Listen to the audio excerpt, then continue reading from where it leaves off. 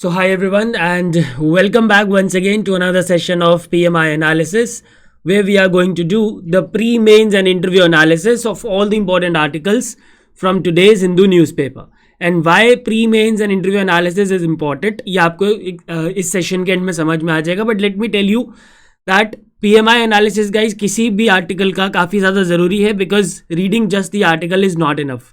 ठीक है, after reading any article you have to identify its potential in your pre-mains or interview. ठीक है, then you have to connect it to your syllabus of UPSC examination and then you can expect any question in तीनों stage में से किसी एक में. But you cannot expect कि आपने कोई आर्टिकल पढ़ा और उसमें से डायरेक्ट उठ के कोई क्वेश्चन आ गया, ऐसा नहीं होता है. Alright, and therefore you have to do the PMI analysis and for that you just have to watch these sessions, और उसके अलावा आपको कुछ करने की जरूरत नहीं है. Okay, so let's begin with today's articles discussion. And जो आज एडिटोरियल था हमारा, उसमें कुछ बहुत ज़्यादा इंपॉर्टेंट आर्टिकल थे नहीं, but this article guys is very very important, written by Shashi Tharoor. Shashi Tharoor ने लिखा है, जो कि काफ़ी अच्छे ऑथर हैं, बहुत अच्छा लिखते हैं, उन्होंने लिखा है इसके बारे में. और ये आर्टिकल जो है ये बात कर रहा है कि कैसे जो आज का सिचुएशन है, जियो पॉलिटिकल सिचुएशन जो है, उसमें ग्लोबलाइजेशन और मल्टीलैटरलिज्म जैसे जो शब्द हैं बड़े बड़े, इन शब्दों की जो इंपॉर्टेंस है वो कम होती जा रही है. ठीक है, तो बात करते हैं क्या क्या चीज़ है इन आर्टिकल में. So in today's world the science of multilateralism are diminishing. जो मल्टीलैटरलिज्म था, जिसमें सारे देश एक दूसरे के साथ मिलके काम कर रहे थे, कोऑपरेट करके काम कर रहे थे, ट्रेड रिलेशन बढ़िया थे आपस में, वो जो चीज़ है वो डिमिनिश होती जा रही है. And this started with a backlash against the globalisation. और ये आज कोई नई बात नहीं है, ये तब से चल रहा है जब से द वर्ल्ड इज ओपन, मतलब कि जब से ग्लोबलाइजेशन की बातें चली हैं, जब से ग्लोबलाइजेशन पूरे वर्ल्ड में आया है, उस टाइम से ही ये जो बैकलैश है वो चल रहा है. ठीक है, ये जो साइंस ऑफ मल्टीलैटरलिज्म है ये डिमिनिश होने लगे हैं आफ्टर द ग्लोबलाइजेशन. ठीक है, and this backlash has two forms. इस बैकलैश के दो फॉर्म्स हैं, एक है इकोनॉमिक फॉर्म और एक है कल्चरल फॉर्म. देखो, इकोनॉमिक फॉर्म की अगर हम बात करें तो जो पुअर और अनएम्प्लॉयड पीपल हैं इन द कंट्रीज, चाहे वो डेवलपिंग कंट्री है चाहे वो डेवलप्ड कंट्री है, तो जो पुअर और अनएम्प्लॉयड लोग हैं वहाँ पे, तो उनका ये मानना है कि जो गवर्नमेंट की पॉलिसी है ग्लोबलाइजेशन की, इससे जो फायदा उनको मिल सकता था, उन पुअर और उन अनएम्प्लॉयड लोगों को मिल सकता था, वो सारा का सारा फायदा दूसरे देशों को मिल रहा है. ठीक है, क्योंकि अब इकोनॉमीज ओपन हो चुकी हैं, तो दूसरे देश के लोग यहाँ पे आके पैसा कमा रहे हैं, वो पैसा उसी रिसोर्सेज का इस्तेमाल करके वो दूसरे देश के लोग पैसा कमा रहे हैं. राइट, तो ये जो पैसा था ये इनके लिए हो सकता था.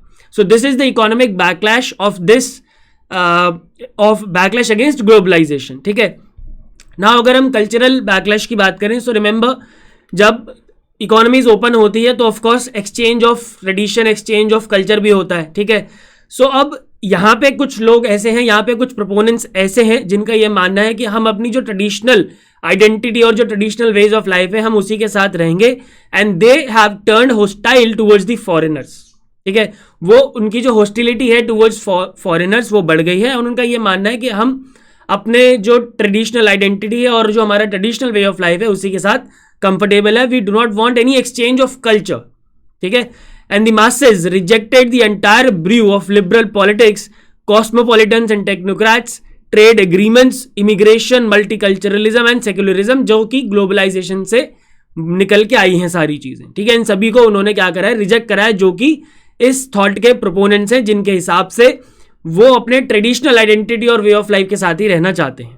ठीक है, नाउ अब इसमें कुछ लोगों ने पॉलिटिकल अपॉर्चुनिटी देखी है, और इसमें सबसे बड़े हैं हमारे डोनाल्ड ट्रंप. ठीक है, जो पॉपुलिस्ट लीडर हैं जैसे कि डोनाल्ड ट्रंप हो गए, या ब्राजील के जो प्रेसिडेंट है जायर बोल्सोनारो, इन सभी ने इस सिचुएशन को एज एन अपॉर्चुनिटी देखा, और उन्होंने जो अपने देश के लोग हैं उनको परसुएट किया कि वो उनको वोट करें, ये कह के कि वो जो दूसरी अपोजिट पार्टी है वो खिलाफ है, क्योंकि वो ग्लोबलाइजेशन की बात कर रही है, वो अपने देश की बात नहीं कर रही है. ठीक है, so populist leaders such as Donald Trump rose to the presidency of United States on the slogan of America first and make America great again.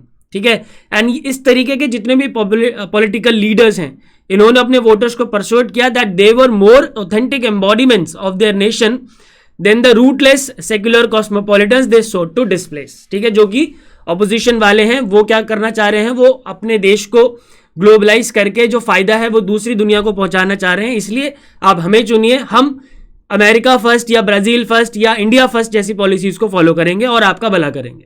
ठीक है,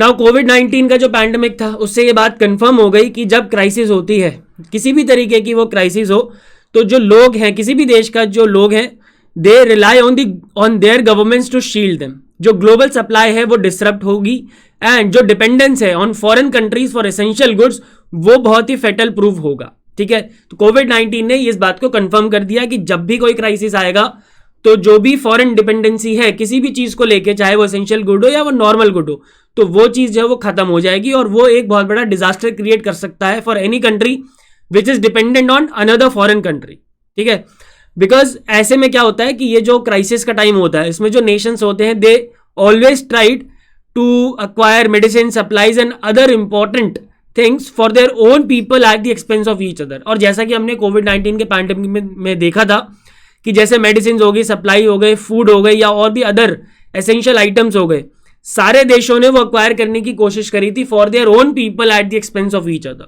ठीक है, तो यहाँ पे ग्लोबलाइजेशन जैसी चीजें काम नहीं कर रही थी। और उसके बाद जो अभी ये रशिया यूक्रेन का वॉर है उसने इस चीज को और ज्यादा एनहांस कर दिया और ज्यादा बढ़ा दिया। इससे क्या हुआ है कि जो यूनाइटेड नेशन की जो क्रेडिबिलिटी है उसके ऊपर भी सवाल आया। There are new disruptions of supply chain and trade, energy interdependence and future of warfare. Alright, तो बेसिकली कोविड-19 पैंडेमिक की वजह से ऑलरेडी सिचुएशन खराब थी। जो ये रशिया यूक्रेन की वॉर थी उसने इसको और ज्यादा एनहांस कर दिया। राइट ना, अभी तक जो हम सोचते आ रहे थे कि ये पूरी दुनिया एक धागे से बंधी है, the world is seem to be knitting around in a single thread, तो ये सब बकवास की बातें हैं। अभी समझ में आया that world is completely vulnerable. ठीक है, this world economy had thrived since globalisation began in 1980 on an open system of free trade, लेकिन इस तरीके की चीजें ऑलरेडी एक्सपोज हो गई थी in the year 2008-9 during the financial crisis. ठीक है, कि ग्लोबलाइजेशन ठीक है आपको करना चाहिए लेकिन नेशन इंटरेस्ट को भी आगे रखना चाहिए, और इसी का रिजल्ट ये है कि आज जो ये दुनिया है ये एक वल्नरेबल वर्ल्ड हो चुकी है। ठीक है, हालांकि इसमें किसी की कोई गलती नहीं है, बिना ग्लोबलाइजेशन के किसी एक इकोनॉमी का सर्वाइव करना भी काफी ज्यादा मुश्किल है, क्योंकि कोई भी देश हर चीज में फुलफिल नहीं कर सकता अपनी सारी नीड्स को, तो ऑफ कोर्स उसको ग्लोबलाइज होना ही पड़ेगा। बट इस ग्लोबलाइजेशन की वजह से आज हम देख रहे हैं कि हमारी जो ये पूरी दुनिया है ये एक वल्नरेबल वर्ल्ड साबित हो चुकी है। Alright, the novel corona virus pandemic has enhanced these challenges with estimates suggesting that nearly a third of global trade fell in the year 2020। और अब जो रशिया के ऊपर सैंक्शंस लगाए हैं और उससे ये जो ट्रेड के ऊपर जो रेस्ट्रिक्शंस बढ़ी हैं उसने इस चीज को और ज्यादा अग्रेवेट कर दिया है। Right, and covid has also convinced that foreigners are to be feared, that strict border and immigration controls are essential, that countries cannot always expect useful help from their neighbors and allies, and that national interest is ahead of international cooperation। ठीक है, तो basically in short word अगर हम समझे तो कोविड-19 ने ये prove कर दिया है कि नेशनल इंटरेस्ट सबसे ऊपर है, इंटरनेशनल कोऑपरेशन हमेशा नेशनल इंटरेस्ट के नीचे ही आएगा, जो कि होना भी चाहिए। ठीक है, and for now the United Nation has every reason to worry about its existence. United Nation के एग्जिस्टेंस पे बहुत बड़ा क्वेश्चन अब खड़ा हो चुका है, एंड ज्यादातर जो ये सबसे बड़ा सवाल खड़ा हुआ है after this invasion of Russia into Ukraine. ठीक है, now what is the way ahead? अब ऐसे में क्या करने की जरूरत है? तो it is clear that this share complexity and immeasurability of our interdependence requires more global governance. So there is a need of more global governance, there is a need of such international organisations जो कि governance को promote करे internationally, globally. United nation करता है but Russia Ukraine की war में वो बुरी तरीके से फेल हुआ है, ये हम सब देख रहे हैं। ठीक है, turning our backs on multilateral institution at the first sign of weakness is unfortunate. अब देखो क्या होता है कि जैसे ही कोई क्राइसिस आता है तो स्पेशली डेवलपिंग कंट्रीज के लिए ये बात है कि जैसे ही कोई छोटा मोटा क्राइसिस आता है तो they turn their back towards the multilateral institutions कि ये इंस्टीट्यूशन हमारी मदद करेंगे, लाइक वर्ल्ड बैंक हो गया, ठीक है, IMF हो गया, वर्ल्ड इकोनॉमिक फोरम हो गया। बट ऐसा ये कंप्लीटली अनफॉर्चुनेट है। सारे देशों को इस तरीके से अपने रिसोर्सेज को मैनेज करना पड़ेगा कि अगर कोई छोटा मोटा क्राइसिस आता है तो उसको मैनेज किया जा सके। ठीक है, countries have a forum to talk through the problems they share rather than resorting to tit for tat responses on issues they disagree on। अब देखो क्या है कि अगर कोई इशू है, मान लो उठ गया है, जैसे कि ये नेटो की ज्वाइनिंग के ऊपर इशू उठा था, तो ये सारे कंट्रीज मिलके बैठ के बात कर सकती थी।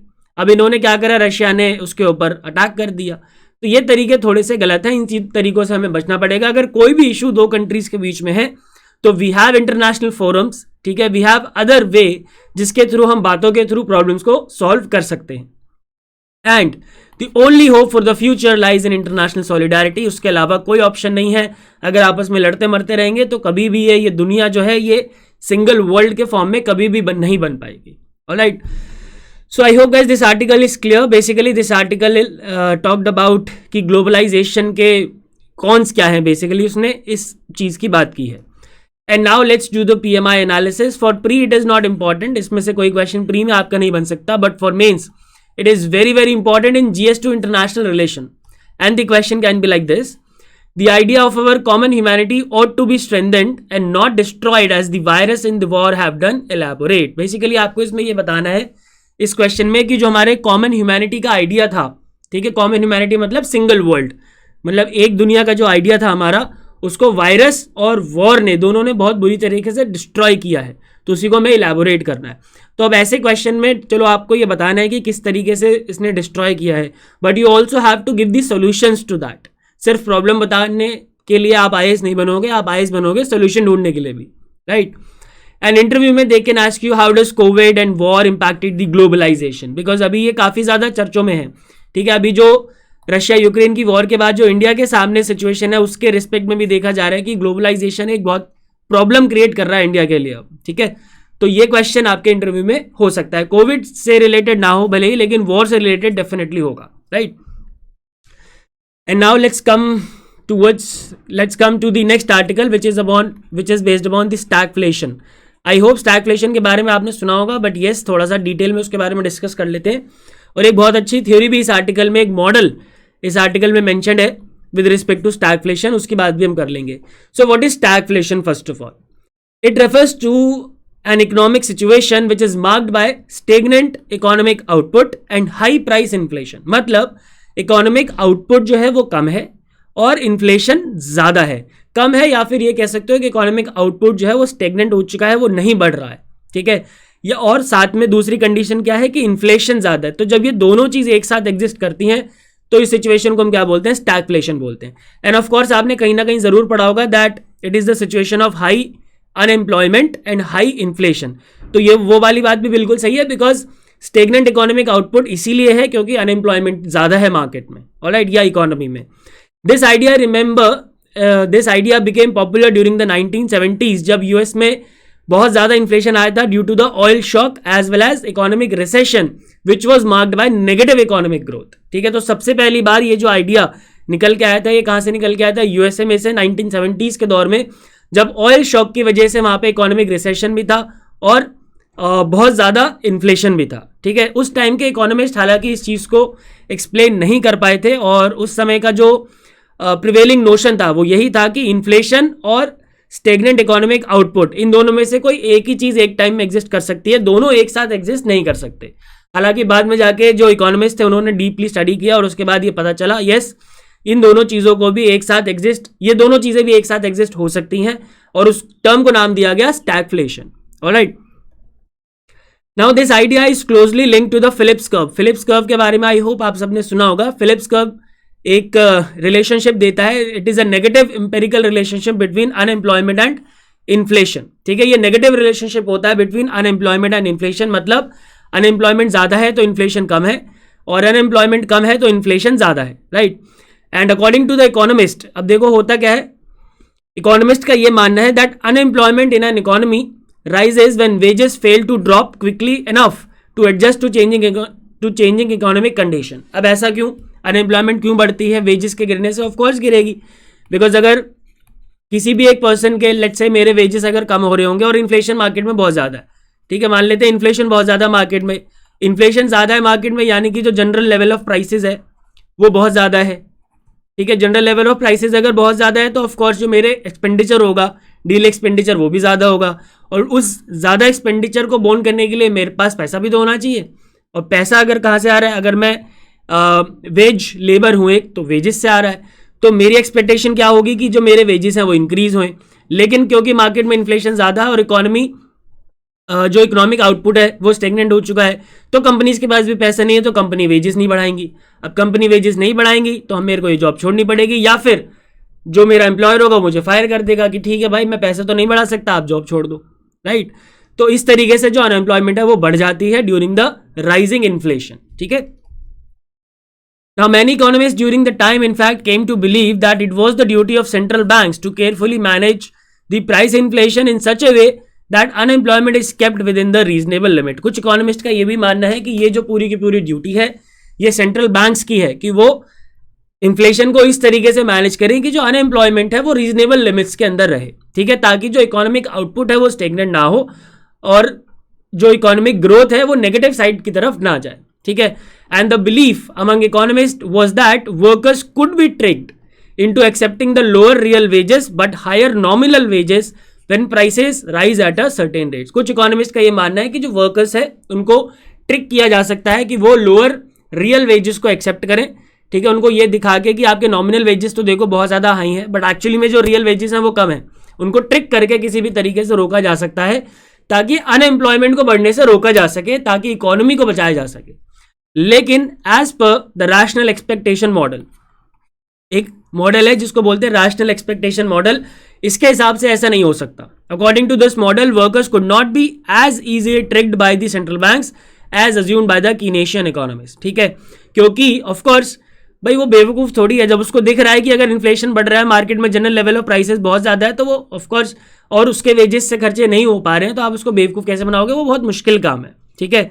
The proponents of this model argue that when workers observe that prices rise at a certain rate over time they are likely to demand higher wages, of course, ठीक है ना, and this is in order to beat the price inflation and at least maintain their real wages. तो यहाँ पे rational expectation model को याद रखना। ये देखो वैसे तो नहीं पूछा जा सकता बट येस अगर पूछ लिया तो फिर क्या करोगे, राइट। तो रैशनल एक्सपेक्टेशन मॉडल न्यूज़ में आया है तो इसलिए आपको पता होना चाहिए क्या होता है रैशनल एक्सपेक्टेशन मॉडल। वो ये कहता है कि जो वर्कर्स हैं जिनको कुछ इकोनॉमिस्ट जो कीनेशियन इकोनॉमिस्ट हैं वो ट्रिक करने की बात कर रहे हैं और स्टिक्ड रहने की बात कर रहे हैं इन द लोअर वेजेस, ऐसा करना इतना भी ज़्यादा आसान नहीं है because of course they are expecting higher wages because of the rise in inflation, alright. So I hope the stagflation is clear and pre में ऐसा क्वेश्चन आपके सामने बन सकता है, which of the following statements correctly defines the term stagflation, और कई बार question आ चुका है इस तरीके के टर्म से।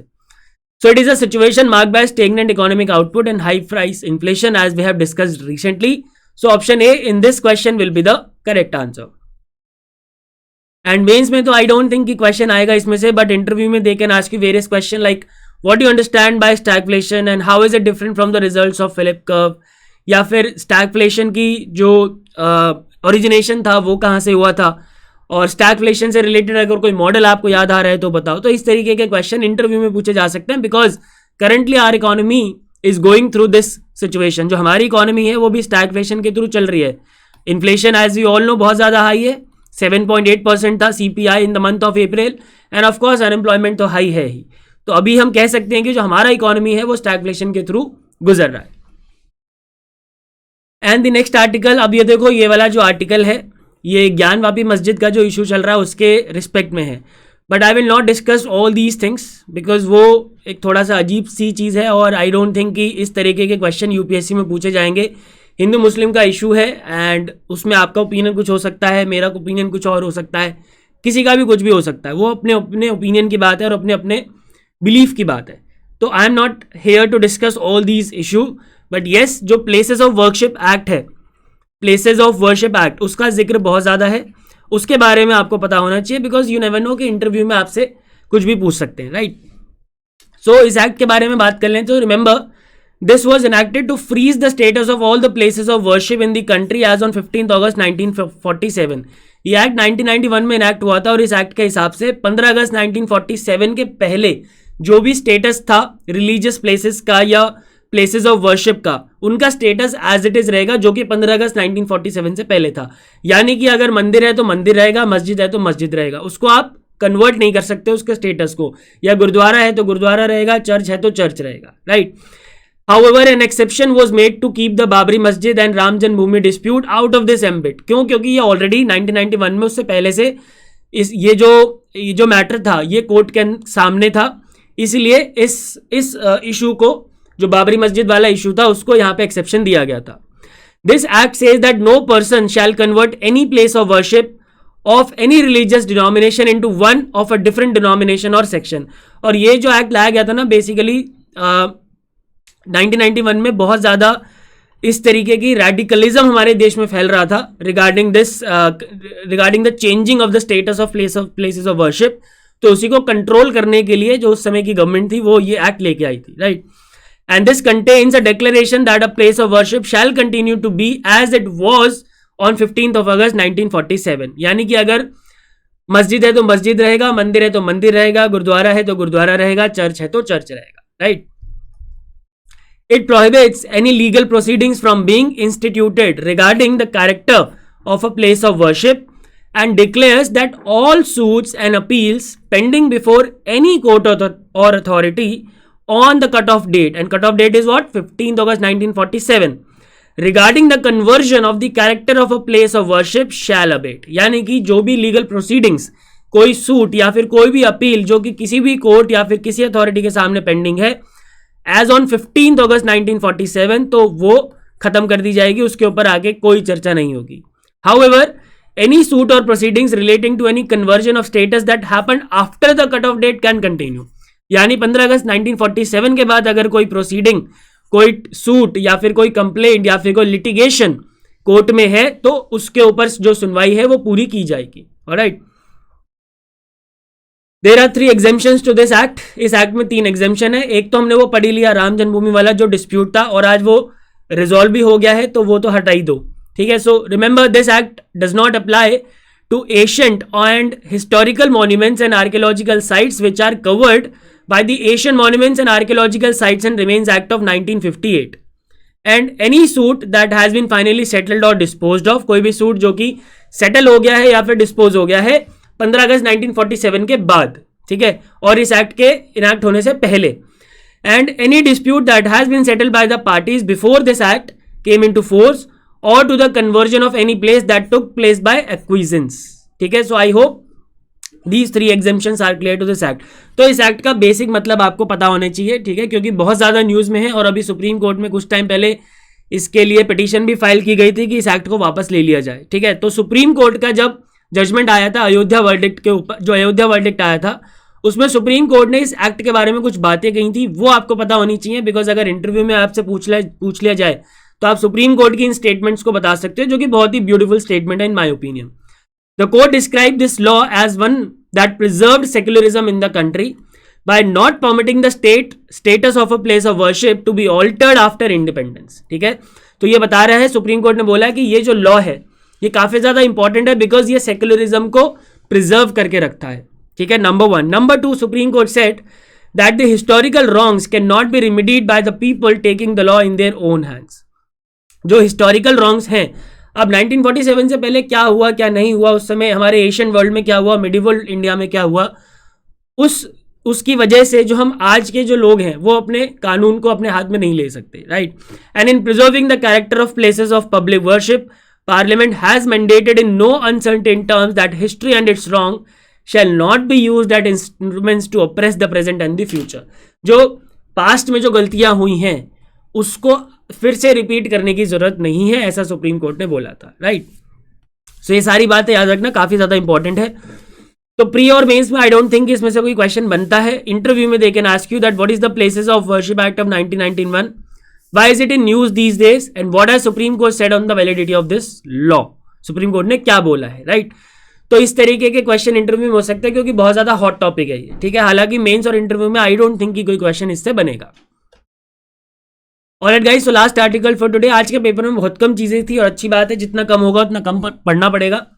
Biden slams poison of white supremacy. तो बिडेन ने, Joe Biden of course USA president है, उन्होंने व्हाइट सुप्रीमेसी को बोला है कि ये एक जहर है की तरह है और इसको हमें हटाना चाहिए। तो हालांकि इस आर्टिकल में कुछ इंपॉर्टेंट नहीं है, लेकिन यूएसए में जो ये जो रेसिज्म है इसके रिस्पेक्ट में जो ये व्हाइट जो सुप्रीमेसी चल रही है वहाँ पे आज भी चल रही है, मैं ये कहूँगा, उसके बारे में थोड़ा सा पढ़ लेते हैं कि उसका जन्म कहाँ से हुआ, उसके रिलेटेड कुछ इंपॉर्टेंट चीज़ें आपको पता है तो अच्छी रहेगा।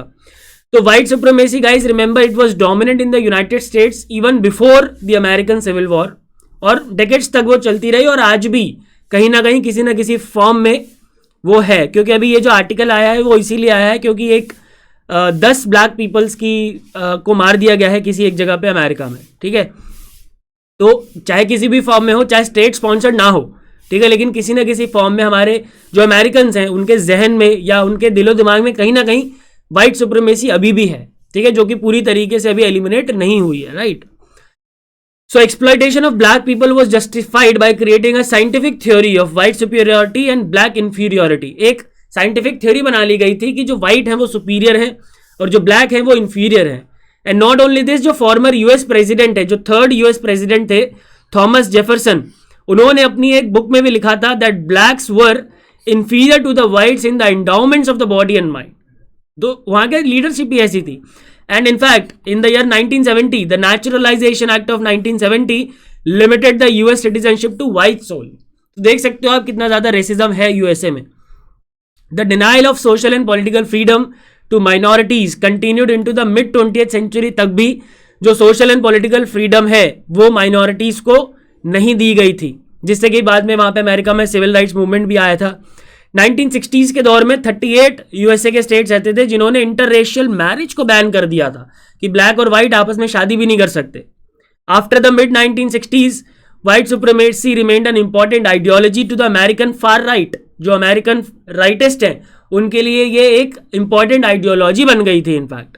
एंड फाइनली अगर हम कहें कि क्या वो आज भी जिंदा है वहां पे व्हाइट सुप्रीमेसी, तो यस जिंदा है, चाहे वो किसी भी फॉर्म में हो, चाहे स्टेट स्पॉन्सर्ड ना हो, चाहे स्टेट ने उसके अगेंस्ट कोई एक्ट बना दिया हो, लेकिन तब भी हम जैसे कि हमारे देश में आज भी जातिवादी जिंदा है, ठीक है, उसी तरीके से वहां पे रेसिज्म जिंदा है, राइट।